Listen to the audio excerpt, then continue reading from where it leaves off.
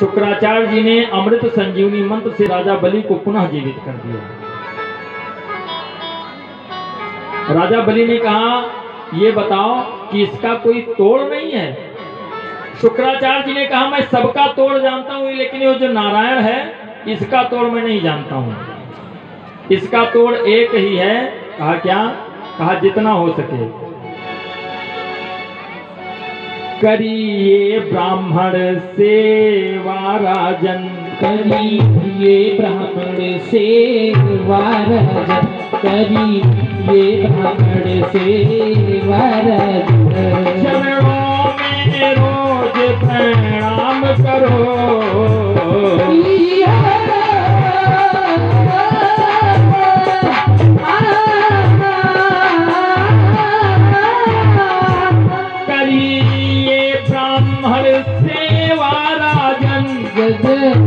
चरणों में रोज प्रणाम करो।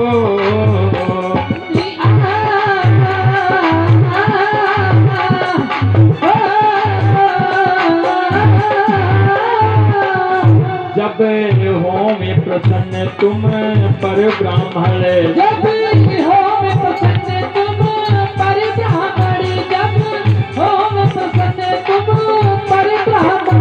भगवान के धाम प्रयाण करो,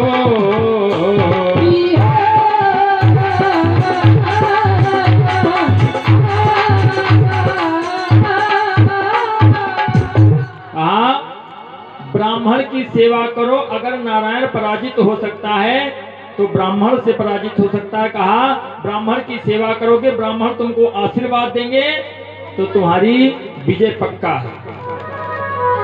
अब तो ब्राह्मणों की चांदी हो गई भैया। रोज मालपुआ कटने लगा, खीर पूरी बढ़िया बुला करके रोज खिलाता है ब्राह्मण के। वाह भाई वाह, बहुत बड़ी कृपा है परमात्मा की। खूब जब ब्राह्मणों की पूजा करी तो ब्राह्मणों ने अपने तपस्या से राजा बलि को एक दिव्य रथ प्रदान किया।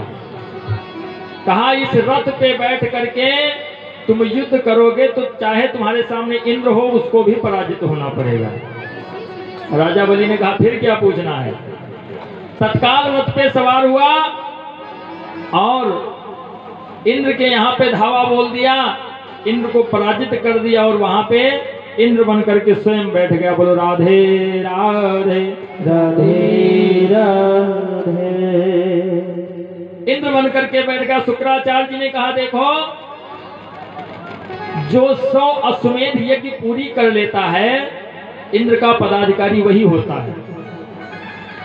अगर तुमको हमेशा यहीं पे रहना तो 100 अश्वमेध यज्ञ अपनी पूरी करो।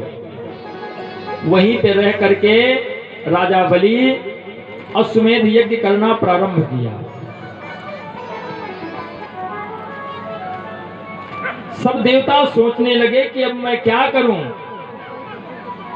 देवता भागे भागे घूम रहे हैं। अदिति बेचारी दुखी है, देवताओं की मां, मैं क्या करूं। जाकर के कश्यप जी से कहा। कश्यप जी ने पयोव्रत बताया। अदिति से कहा पयोव्रत करो, दुग्ध पी करके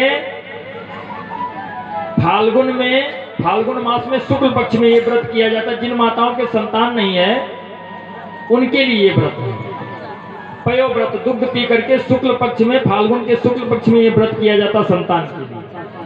अदिति ने पयोव्रत किया तो क्या हुआ कि भगवान वामन, स्वयं भगवान नारायण वामन के अवतार में अदिति के गर्भ से प्रकट हुए। बोलो वामन भगवान की जय। बहुत ही सुंदर रूप है, 52 अंगुल का रूप। मां अदिति प्रसन्न हो गई।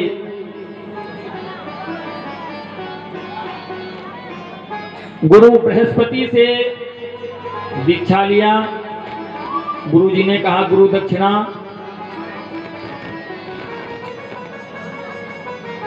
वामन ने कहा बताइए गुरु दक्षिणा में आपको क्या चाहिए।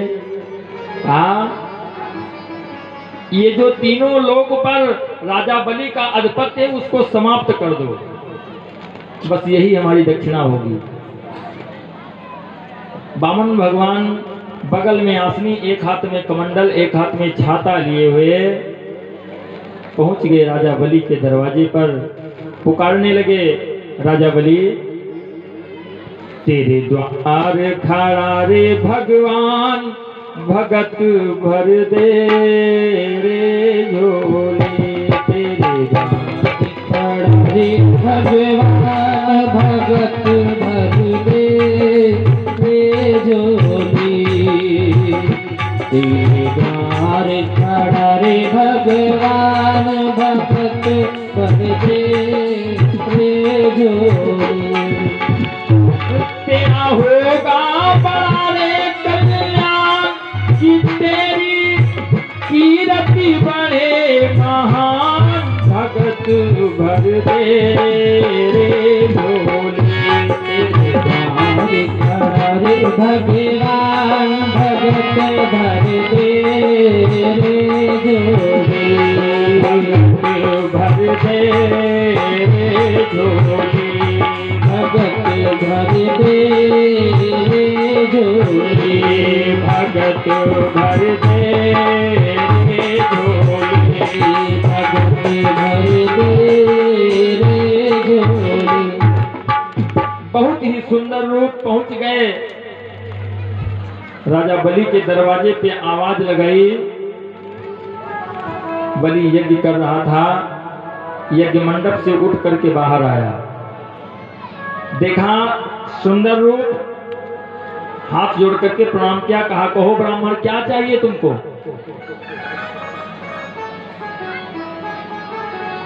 वामन भगवान ने कहा, राजा बलि मैं बहुत ही आस लेकर के आया हूं तुम्हारे यहाँ। कहा अच्छा, मेरे दरवाजे से खाली नहीं जाओगे, बताओ क्या चाहिए। भगवान ने कहा हमें 3 पग पृथ्वी दे दो। राजा बलि हंसने लगा, एक राजा के दरवाजे पे आकर के और 3 पग पृथ्वी मांग रहे हो। भगवान ने कहा ज्यादा लेकर के हम क्या करें, साईं उतना दीजिए जामे कुटुंब समाए, मैं भी भूखा न रहूं, अतिथि न भूखा जाए। कहा मेरे आश्रम बनाने भर की जगह चाहिए बस, बाकी मैं दिन में भिक्षा याचना कर लूंगा, जो कुछ मिलेगा उससे अपना जीवन यापन हो जाएगा। राजा बलि ने कहा मैं तुम्हारे लिए महल बनवा सकता हूं। कहा महल अगर बनवा दोगे तो उसमें भंडारे की आवश्यकता हो, भोजन की, तो कहा मैं धन की कोठरी लगवा दूंगा। कहा फिर अकेले रहेंगे हम, तो कहा तुम आदेश तो करो। अरे तमामों व्यवस्था हमारे पास में, आदेश करो मैं तुम्हारा विवाह करवा दूं। वामन भगवान ने कहा इतनी कृपा मत कीजिए, बस ये कि हमको 3 पग पृथ्वी दे दीजिए। बहुत प्रयास किया बलि ने, कहा नहीं 3 पग पृथ्वी बस। कहा ठीक है जाओ, मैंने वचन दिया 3 पग पृथ्वी तुमको दिया। कहा ऐसे नहीं लूंगा मैं। फिर कैसे लोगे, संकल्प कर दो, दान जो दिया जाता, कहा संकल्प करो। और दान देने के लिए ये भी ध्यान रखना चाहिए कि दान हमेशा ऐसे व्यक्ति को दो जो दान के पात्र हो। अगर गलत व्यक्ति को दान दे दिया गड़बड़ हो जाएगा। बात आई, एक पंडित जी थे, जा रहे थे, उधर से एक गरीब साधु आ रहा था भूखा, 2 पैसा पंडित जी के पास में था, तो 1 पैसा उस साधु को दे दिया। साधु ने पहले सोचा उस पैसे से कुछ खा लूं, लेकिन सोचा कि ठाकुर जी की आरती करने के लिए रुई नहीं है, तो 1 पैसे की रुई ले लिया। अब ले आए, मंदिर में आरती करने लगे। 1 पैसा पंडित जी के पास बचा, तो आगे जब चले तो देखा एक व्यक्ति भूखा था, उसने मांगा तो 1 पैसा उन्होंने उसको दे दिया। अब उसने क्या किया कि 1 पैसा ले जा करके मछली मारने वाला कांटा खरीद लिया। अब वो कांटा खरीद करके नित्य मछली मारता है। समय बीतता गया, पंडित जी बहुत पूजा करते थे, लेकिन अंत में क्या हुआ कि इनको नरक हो गया। वहां पहुंचे जब, तो यमराज ने बताया देखो तुम्हारा थोड़ा पुण्य है, इसके लिए चाहो तो तुम्हें वैकुंठ एक दिन के लिए मिल सकता है, बाकी तुम्हें नरक में रहना पड़ेगा। कहा क्यों? कहा याद करो तुमने 1 पैसा साधु को दिया था, जिसने उससे मंदिर में आरती करी तो उसका पुण्य तुम्हारे पास में है, और रुई तो समाप्त हो गई, वहां से कान तुम्हारा बंद हो गया पुण्य वाला, लेकिन जो तुमने उसको पैसा दिया था जिसने कांटा खरीदा है, कहा वो आज भी मछली मारता है और उसका जो पाप है तुम्हारे सर पे लद रहा है। इसलिए दान देने के पहले सोचना चाहिए कि हम पैसा किसको दे रहे हैं। कहीं ऐसा न हो किसी व्यक्ति को तुमने 100 रुपए दे दिए और उसने सल्फास लेकर के उससे खा लिया, तो उसका पाप क्या होगा? तुम्हारे सर पे लगेगा और तुमको नरक में जाना पड़ेगा। बिल्कुल पक्की बात, कोई बचा नहीं सकता है। इसके लिए विश्राम सागर में कहते हैं कि यक तपसी यक विषयी होई, यक विषयी होई, यक तपसी यक विषयी होई। एक तपस्वी हो और दूसरा विषय वासनाओं की भोग करने वाला हो, और भोजन कराया एक माँ सोई, भोजन कराई एक माँ सोई, भोजन कराई एक माँ सोई। एक साथ भोजन करें, एक साथ में सोएं तो क्या होगा? भली बुरी संगति होई जाई, भली बुरी संगत होई जाई, भली बुरी संगत होई जाई। पाप पुण्य आधा बटी जाई, पाप पुण्य आधा बटी जाई, पाप पुण्य आधा बटी जाई। साथ में रहो विषय वासनाओं की भोग करने वाला और दूसरा तपस्वी, एक साथ में रहे, एक साथ भोजन करे, एक साथ में लेटे तो क्या होगा? भली बुरी संगत हो जाए और पाप पुण्य आधा आधा बढ़ जाएगा। उसका आधा पाप तुम्हारे पास में और तुम्हारा आधा पुण्य उसके साथ में। इसलिए संगत अच्छी करना चाहिए। ये ग्रंथ कहते हैं हमेशा इन सब बातों का ध्यान रखना चाहिए व्यक्ति को। राजा बलि दान देने के लिए खड़ा हुआ है। यज्ञ मंडप से गेरुआ मंगाया, कुसा मंगाया, अक्षत मंगाया। शुक्राचार्य जी पहुंच गए। कहा बलि सावधान, ये तुम्हारे सामने जो खड़ा है ये कोई ब्राह्मण नहीं है। कहा फिर? कहा ये साक्षात नारायण है, निर्धन हो जाओगे तुम, सब कुछ ले लेंगे। बलि ने कहा नारायण है? कहा हाँ। शुक्राचार्य जी ने कहा कि अपने बात से पीछे हट जाओ। राजा बलि ने कहा क्या सब कुछ संकल्प ही होता है? मैंने मन में संकल्प कर लिया, वचन दे दिया कि तुमको 3 पग पृथ्वी देंगे, तो अब देंगे।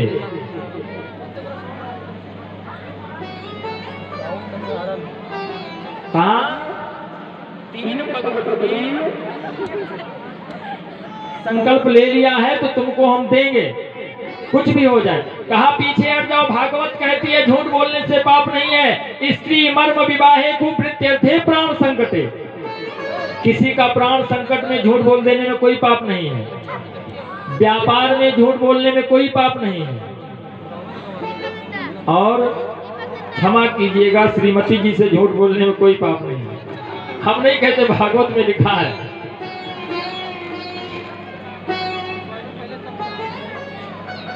इस प्रकार से समझाया, लेकिन राजा बलि माने नहीं। कहा भगवान है, कहा भगवान है तब तो और अच्छी बात है। जो दुनिया को देता है, आज मेरे दरवाजे पे भिखारी बन करके खड़ा मेरे से मांग रहा, इससे अच्छा और क्या होगा? कहा सब ले लेंगे। कहा जो कुछ है सब इन्हीं का है, तेरा तुझको अर्पण क्या लागे मेरा।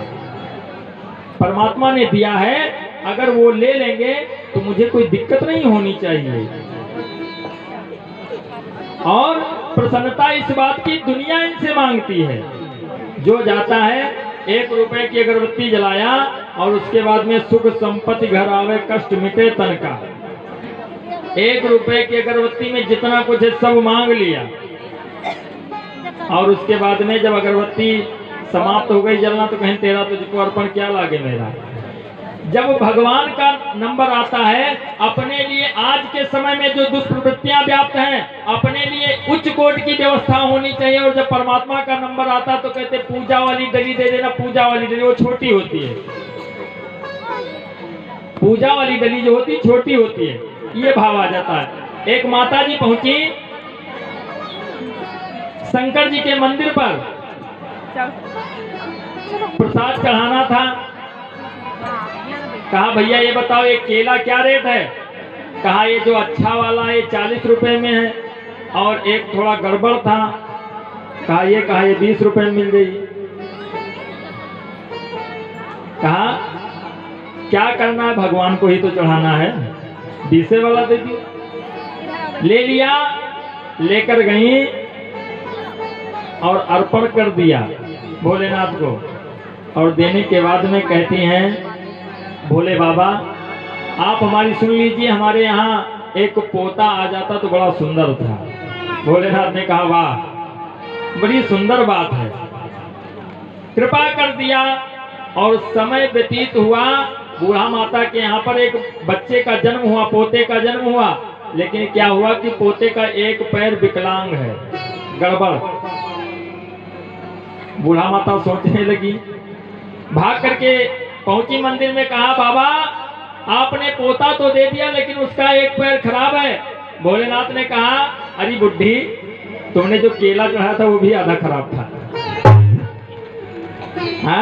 तुम्हारा केला अगर खराब हो सकता तो हमारा दिया हुआ प्रसाद भी खराब हो सकता है।